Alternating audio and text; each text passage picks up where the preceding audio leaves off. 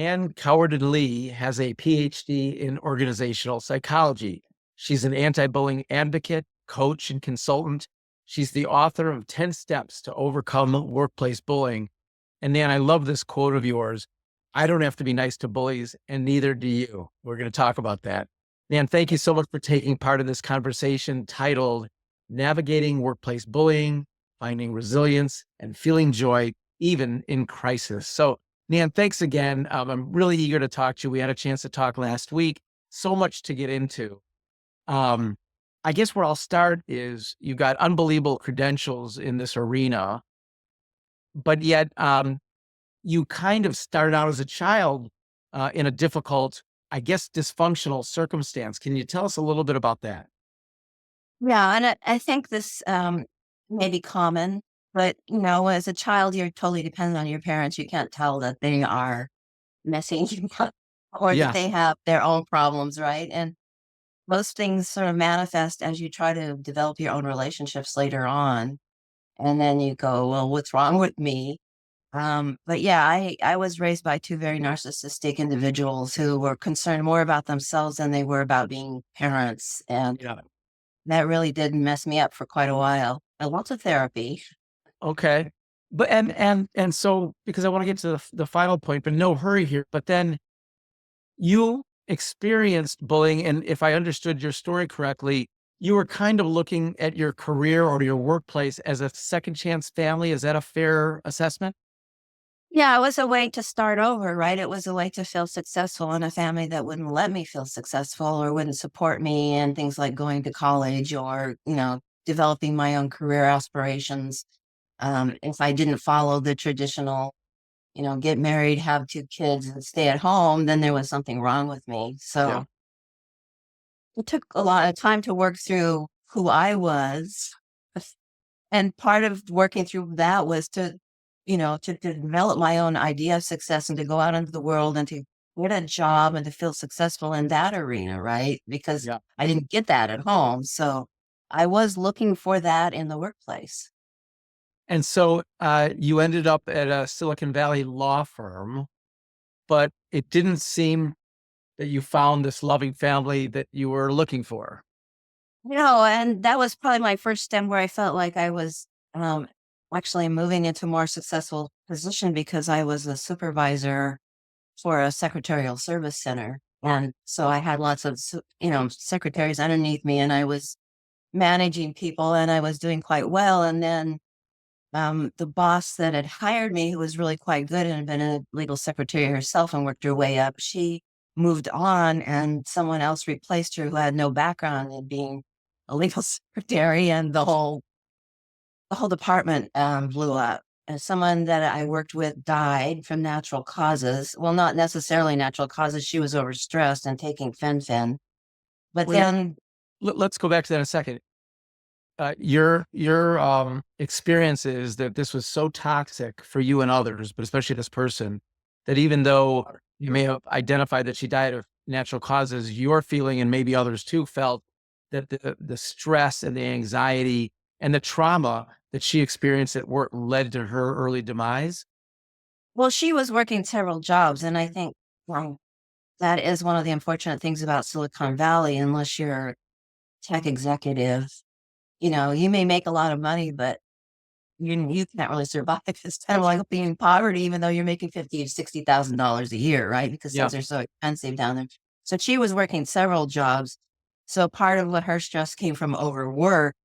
And then once she passed on suddenly, um, some of my fellow supervisors started using that as a way to go after other people in the department who would have stepped into her place or who would have been a better boss or who would understand what was going on. And Yeah. that's when I started having trouble because people were being harassed and targeted. And then they would call me up at home on the weekends or when I was off and crying and screaming about being targeted, right? This Yeah. is crazy. Why am I working in a place that's so toxic? It's like we should be mourning this person, not conducting a witch hunt. And that's what was going on. And I just decided that it was too crazy for me. And I Yeah. decided to go back to school because there was the only thing I could think of at the time is that unless I had letters behind my name, nobody was going to listen to me about this problem that was going on. Well, they're listening to you now. Um, and so I guess part of it maybe in your pursuits was that people were coming to you. So you obviously are an empathetic person, and maybe that led you to do this work. I just want to go back to the interesting aspect for me and how much your story resonated with me about a dysfunctional family. I come at it from a opposite perspective, and we ended up at the same place. I came Mhm. from an adoring family. Um, Not dysfunctional. My mom, was loving. My dad was caring.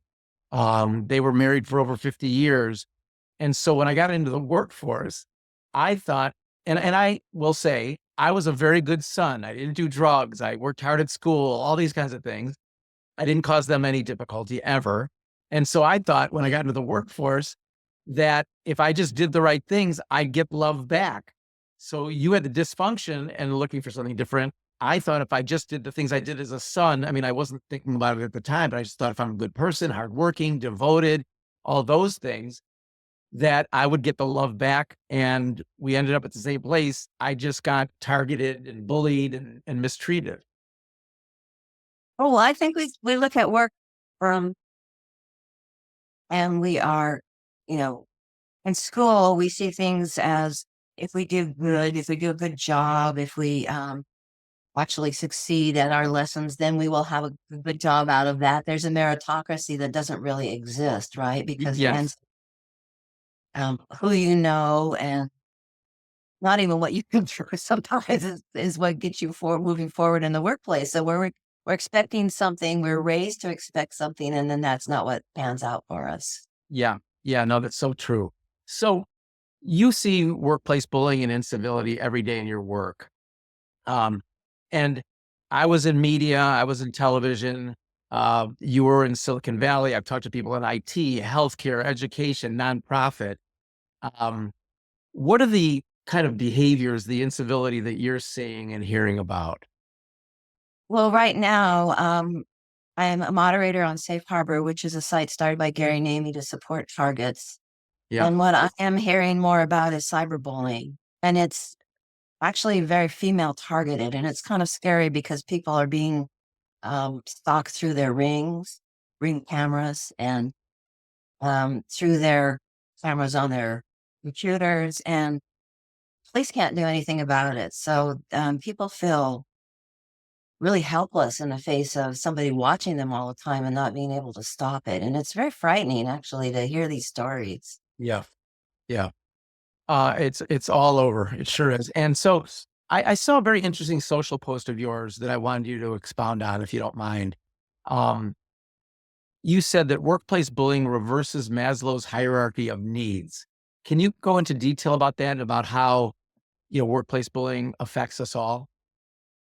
Well, just to start out, Maslow didn't create the pyramids, and a journalist created it. But, as psychologists, we do use these models to help explain the theories that we're working on. And so Maslow's theory is basically that if we are going to reach self-actualization, which is the top level of development as a human and as an adult, that we need to build on different kinds of safety. So we need to first have, the basic safety needs that we can take care of ourselves, that we can feed ourselves. And then based on that, then we can develop relationships. And based on that kind of safety, we continue up until we reach self actualization. But what happens when we're being bullied is that the bully starts with the fact that we feel good about ourselves and that we can do our jobs, and they're threatened in some way. So they start to take that away from us. And then they isolate us. So we don't feel like we have relationships anymore. And then it keeps going down until we get to the bottom where we lose our jobs. And then we don't feel like we feel safe at all because we can't sleep at night. We're not sure we can pay our bills. We don't have a roof over our heads if we can't pay our bills. So it's this tearing down of what we have been taught is motivation that moves us forward through life, and motivation that actually causes us to do a better job at work and develop better relationships and be loving individuals, right? All of that gets taken away from us. Oh boy, it so speaks to me in my experience. And it doesn't matter what job you're in. I think we all are looking for some form of validation, appreciation in our jobs. It doesn't matter if you're an executive, if you're an intern right out of college, a medical intern, a doctor. It doesn't matter how much you're being paid, it seems to me. But that's exactly how it happened to me. And I was a boss. I managed a lot of people in television, executive produced my own shows. Um, but there were experiences where I had that happen, where I was losing my self-esteem, losing my confidence, but I couldn't show it because I had to manage my staff and I had to be, the kind of leader that I wanted to be. And there's so much at stake as you represent not just our self-esteem, but our ability to pay our bills, our kind of popularity in the workplace, which matters. And then our health goes, our security goes. And I don't know if this comes up in your work, but the problem for me was that I loved the work, but more so, anything in my mind was better than just what you said, going home without a job and sitting on my couch wondering what's going to become of me. So I allowed myself to be treated in ways I never should have looking back on it, because anything was better than sitting at home, uh, on a Monday morning, watching everybody go to work. And I don't know where my next paycheck's going to be. Well, a lot of people end up staying a lot longer than they should because they get stuck. I can't tell you how many times I've heard the story. I just love my job. I wanted to be left alone to do it, right? Yes, that's how I felt. Yes. And that is And such a common comment that I hear over and over again. And it's unfortunate that people who love their jobs and are trying to do a good job and trying to succeed at work are the ones that are being pushed out, right? We have all of this emphasis that went on, uh, especially in the 2010s and the 2020s, moving into after the pandemic. But um, this whole idea of employee engagement is what gets taken away. You can't have engaged employees if they have to watch their back, if they're afraid they're going to be attacked, if they're afraid their work is going to be sabotaged, if they're afraid somebody's going to jump on them the minute they stand up. yeah, There's just no engagement. You're just too paranoid at a certain point because nothing feels right. And you feel like there's disequilibration taking place around you. yeah. No, that's so true. I mean, I know in my own career, uh, every time there was a ping for an email, my heart would start to race. And depending on whose name then came up, and that's a horrible way to live, because if the wrong name came up, you knew there was going to be trouble. And that's just a horrible way to work. And so that leads me to asking a little bit about your ebook, 10 Steps to Overcome Workplace Bullying, because I'm still doing this work. And that's why I've got involved, because I'm interested in helping others who've been through it. And frankly, there's a little self-interest here in talking to people like you. I'm learning and I'm healing. So I don't think I ever really overcame workplace bullying. If anything, I'd like to say that maybe I was resilient, which is not maybe the best way to deal with it. But having said that, can you give us a sense of what we can find there? What are some thoughts you have in the ebook, but also just in your work about overcoming uh, psychological harassment or workplace aggression? Well, I'm glad you asked that question because actually, since I wrote that book, I've been working on a course called Building Better Boundaries, which I hope to put into print by the end of the year. Great. Because I really think, well, I really had to stop and ask myself, why am I being harassed where that person over there is not being harassed? And Yeah. one of my chapters is about all the things that are out in the literature about why you may be harassed. It could simply just be that you stepped into a job, or it could be that you're too nice a person, or it could be that you don't push back, right? Because Yeah. there are studies that say employees are healthier and happier if they are able to push back. So Yeah. I started looking into what does it take to push back without being somebody who outbullies the bully, which is, my dysfunction I grew up like. And if you scream at a bully and you're louder than they are, or if you punch them, then they're going to go and we'll leave you. But that doesn't necessarily, No, I especially mean, an adult bully. well, and you can go back to the playground where, the kids being bullied, and thankfully there's, at least in some communities, zero tolerance for this kind of thing, whereas there's pretty much 100% tolerance in many workplaces. But if the bully's 5'6", as a seventh grader, and you're 4'8", it's pretty hard to take the bully on. I mean, that's a pretty tough thing to do. Yeah, well, and as adults, we don't really go out in the playground and battle it out. Most of this stuff is covert, and that's probably why most people don't see it. And it's really very targeted, so that there's this conversation going on between you and the bully that nobody's really in on, Yeah. right? That has a lot to do with personal pricks and punches. But the whole thing that I've learned in studying this is that there are ways you can see this coming through body language. And I used Dr. Virginia Satir's work on modes, on body modes. And I used Dr. Suzette Hayden Elgin's work on the gentle art of verbal self-defense. And combining that with really understanding your values and the boundaries that matter where you're having trouble, and how you can put those together all of those come together, you can develop strategies to push back against people. And putting it on the bully is often a good way to get them to stop, because bullies don't generally have values, and generally they're not used to having somebody ask them to explain themselves. So if you say, well, why did you say that? Or what makes you think I would do something like that? It kind of causes them to step back. And you can actually use this in social media as well, because bullies don't like to be questioned. Yeah. No, I think it's so clear to me that that's a good strategy if you phrase it properly and if you come with the right, I guess, bravado, if you will. But in the moment, I think for so many of us that's so difficult. So I know you're dealing quite a bit with bully targets, as they're called, or bully victims. I don't know, but I'd love to know your perspective, or if you come across mean-spirited bosses themselves, and what your perspective is on whether they can truly change their ways. I mean, I want to believe that it's possible, but I haven't seen a lot of it in my career. Well, what I tell people is that real bullies don't have the same brains as we do, and that we walk around assuming that everybody's brain is the same. Yeah. But when you're dealing with a predator, their brain is not going to act like yours.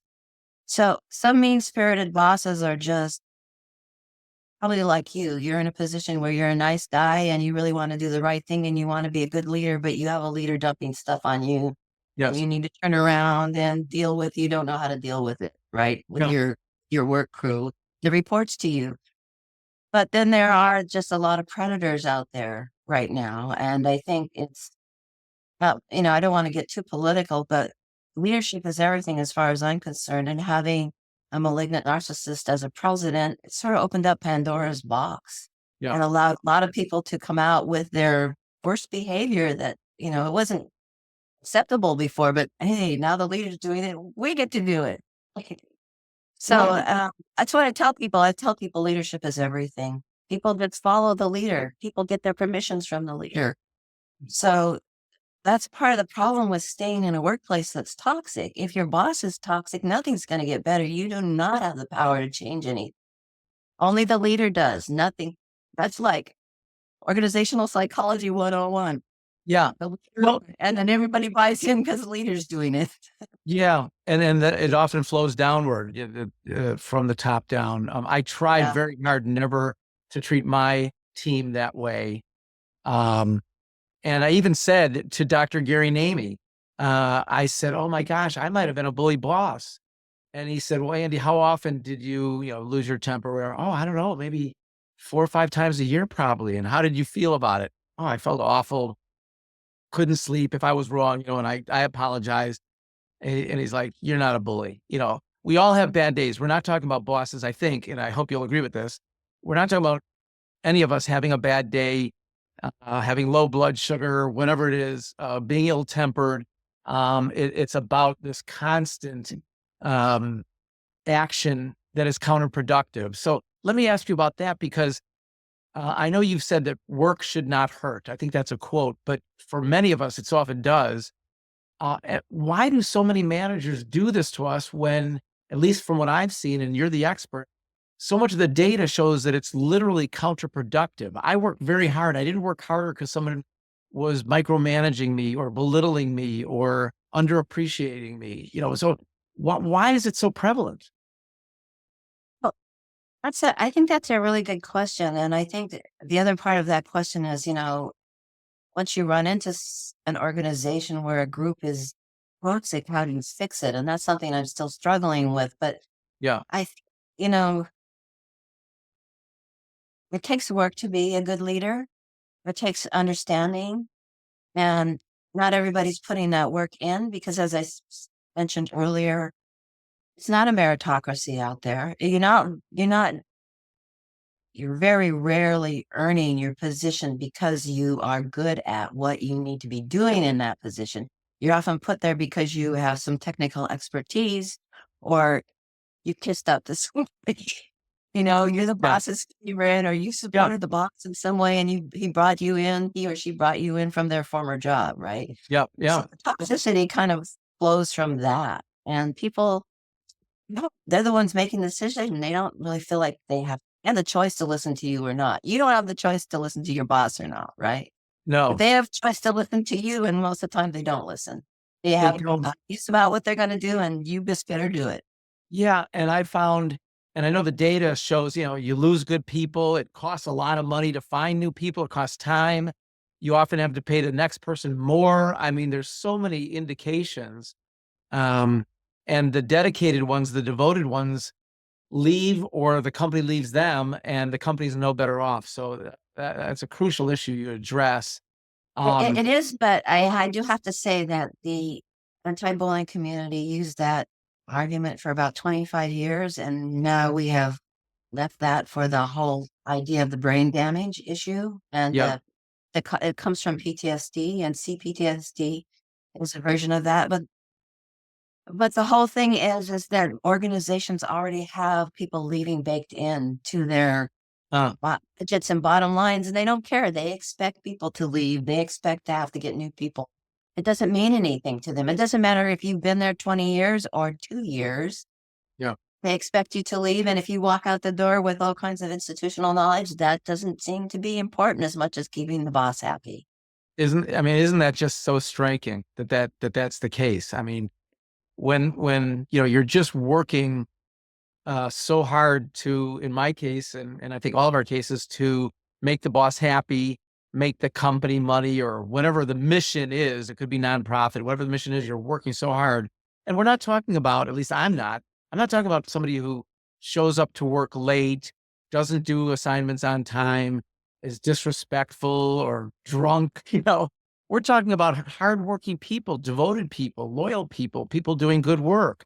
It's just beyond me how look, I think you need to be taught how to be a good leader.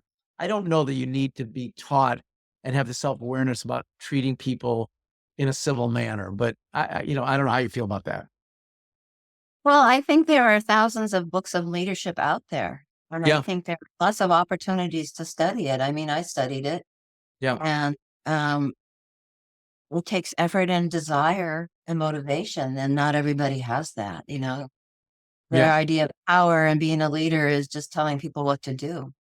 yeah, yeah, and being tough on them, which I just don't get as long as they're doing their best, and we learn from each other. I mean, I think, and then the biggest in my, I was been in communications and media, and what I kept seeing by virtue of this toxic environment is you get a chilling effect. So people won't share stories, or they start turf building because they need to protect their turf. They don't mention when something's not quite working, or they don't share a really good idea for fear of being shot down. All these things, uh, in my business, we called it a chilling effect, which just kills businesses, in my view.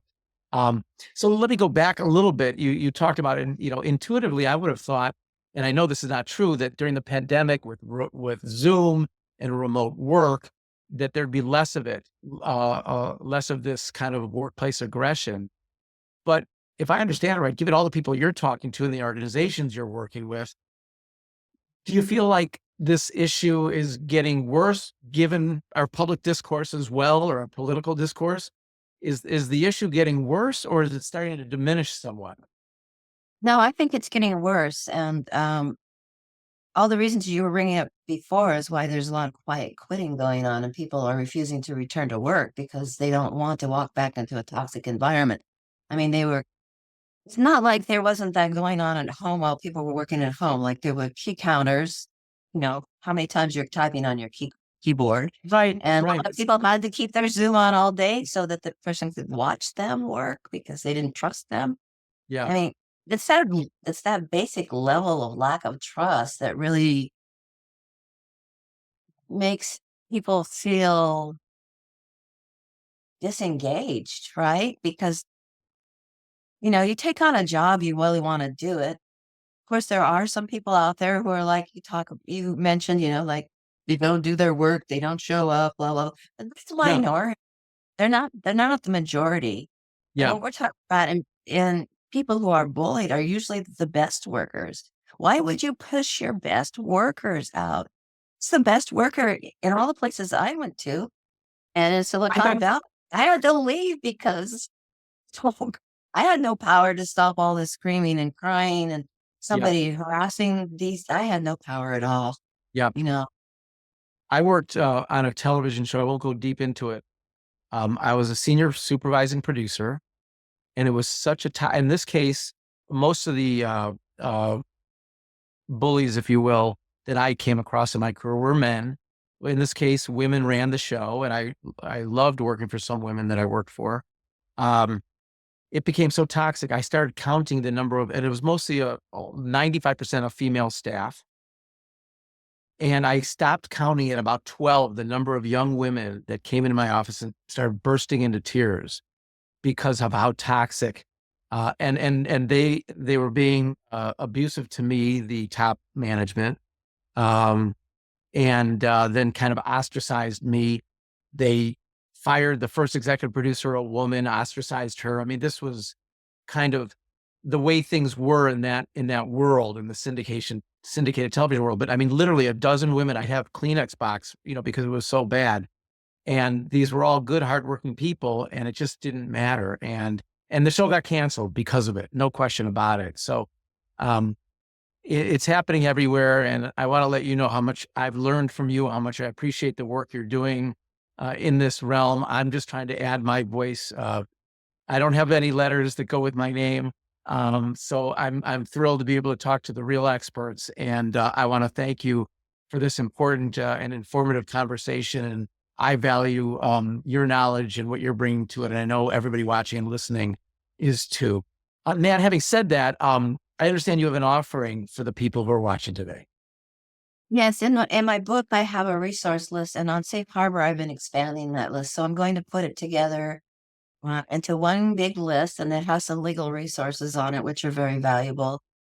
And so if people come to my website, which is www.essentialbusinessbehaviors.com, and there's a window that floats out, you can sign up, and I will send that to you. Well, great. There's so many people that are hurting that aren't aware of what they're going through or that they can change their circumstance. And I think that'll be very helpful. So thank you so much for that. Final word from me. We call ourselves bully targets, but now let's aim to change the workplace for good. Thanks for watching. Thank you.